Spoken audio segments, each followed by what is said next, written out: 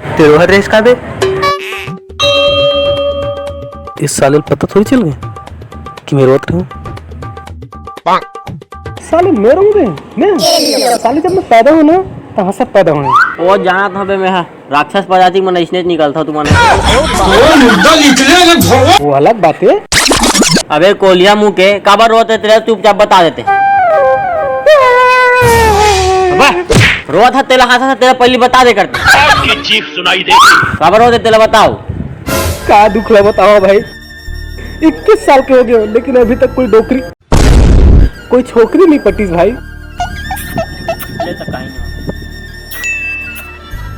कुत्ता है तू कुत्ता नहीं तब मतलब कुकुर समझ सकते हैं। कुकुर से कम घलो नहीं है भाई।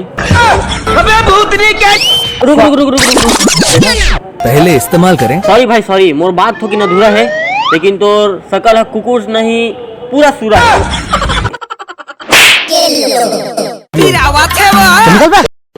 वो सब चीजें छोड़ पंकज भाई कुछ हम सेटिंग करा देने यार। शकल देखे बे अपन बे साले बहुत हैंडसम हो छोकरी बना लोगी बोलते और कौन बोली डोगरीज मन है बोल सकते हो कारण कि आँखी कमजोर है ना काबर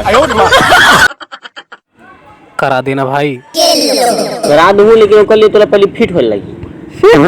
साले इतना फिट हो ना साले मटका सन पेट है कहाँ है वे खाती पीती घर के साले सिंगले मर बे साले। अब तेरा क्या होगा कालिया। कोई बात नहीं।